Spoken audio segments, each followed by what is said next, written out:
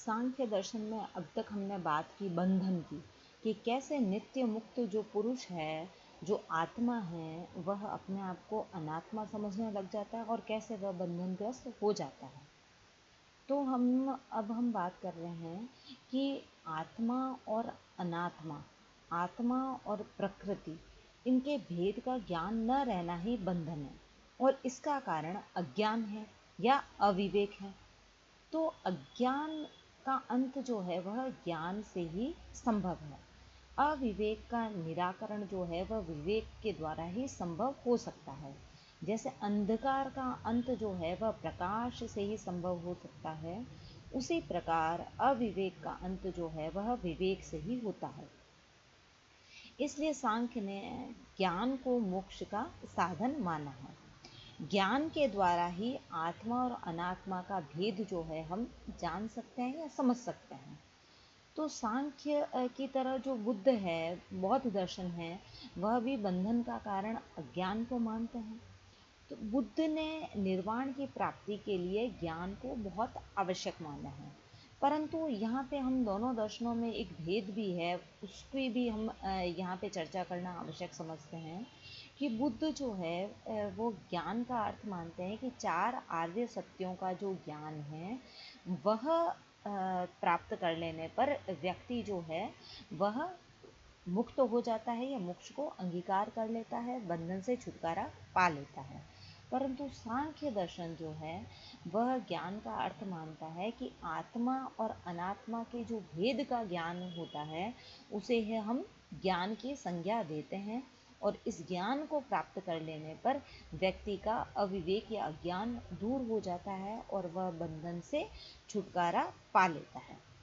मोक्ष की प्राप्ति है जो सांख्य दर्शन के अनुसार कर्म से संभव नहीं हो सकती। कर्म जो है वह दुखात्मक होता है और यदि कर्म से मोक्ष को अपना लिया जाए तो मोक्ष जो है वह भी दुखात्मक होगा। कर्म जो होते हैं वह अनित्य होते हैं, तो मोक्ष जो है वह अनित्य हो जाएगा क्योंकि इसे कर्म से अपनाया गया है। तो कर्म जो है वह तो यथार्थ स्वप्न की तरह होता है, इसलिए कर्म से मोक्ष को अपनाने का भाव जो है वह भ्रांति मूलक है। इसके विपरीत ज्ञान जो है वह जागृत अनुभव होता है और जो है वह यथार्थ होता है, इसलिए सम्यक ज्ञान है उससे ही मोक्ष की प्राप्ति हो सकती है। पुरुष और प्रकृति के भेद के जो ज्ञान है उसको ही हम सम्यक ज्ञान कहते हैं। सम्यक का अर्थ होता है ठीक ठीक प्रकार से जान लेना, अच्छी प्रकार से जान लेना। परंतु इस ज्ञान को केवल मन से ही समझ लेना पर्याप्त नहीं है, इसकी अनुभूति भी होनी चाहिए। तो जब तक इस ज्ञान की अनुभूति नहीं हो जाती तब तक इस ज्ञान ये जो ज्ञान है वह हमारे अनुभव में नहीं आ सकता और यह केवल एक सतही ज्ञान की तरह रह जाएगा और व्यक्ति को बंधन से छुटकारा दिलाने में संभव नहीं हो पाएगा, सफल नहीं हो पाएगा। तो इस ज्ञान से जो है वह आत्मा को साक्षात अनुभूति हो जानी चाहिए कि वह शरीर, इंद्रियों, बुद्धि और मन से भिन्न है। जब आत्मा को यह अनुभूति हो जाती है कि मैं अनात्मा नहीं हूँ, मेरा कुछ भी नहीं है, तो वह मुक्त हो जाता है। जैसे हमने बहुत बार इस उदाहरण को देखा है, समझा है कि जैसे रस्सी में सांप का जो भ्रम हो जाता है, जब और ये भ्रम दूर तभी हो सकता है जब हम रस्सी को रस्सी के रूप में जान लें।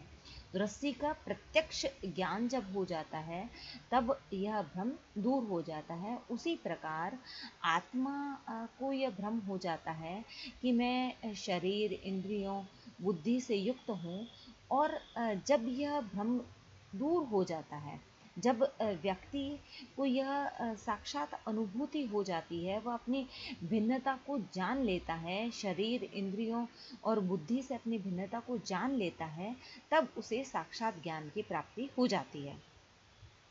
तो इस ज्ञान को प्राप्त करने के लिए मनन और निधिध्यासन जो है वह आवश्यक है।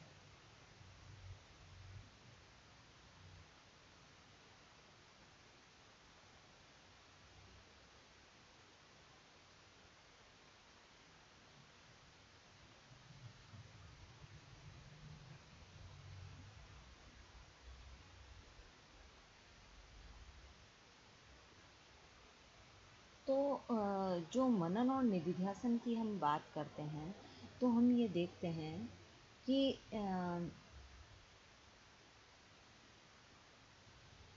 सांख्य जो है उनके कुछ अनुयायी हैं, वो मनन और निधिध्यासन के अतिरिक्त जो अष्टांग मार्ग है उससे भी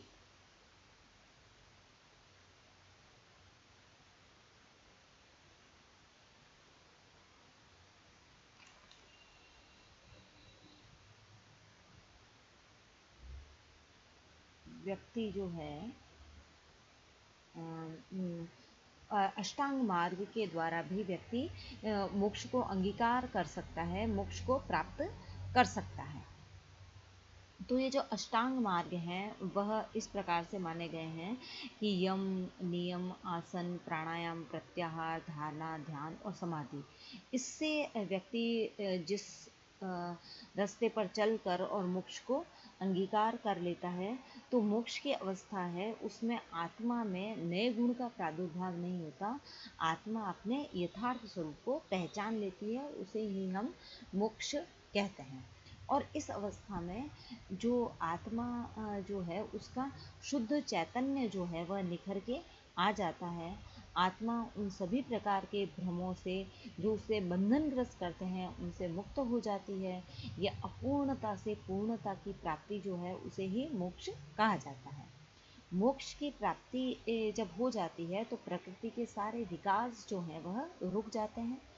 प्रकृति को सांख्य दर्शन में एक नर्तकी के रूप में देखा गया है कि जैसे नर्तकी दर्शकों के मनोरंजन के बाद नृत्य से विरक्त हो जाती है, उसी प्रकार प्रकृति अपने विभिन्न रूपों को पुरुष के सामने रखकर पुरुष को मुक्त कराकर स्वयं सृष्टि के कार्य से अलग हो जाती है। मोक्ष की अवस्था में जो विविध दुख हैं उनका नाश हो जाता है। सभी प्रकार के दुखों का विनाश हो जाना ही मोक्ष कहलाता है।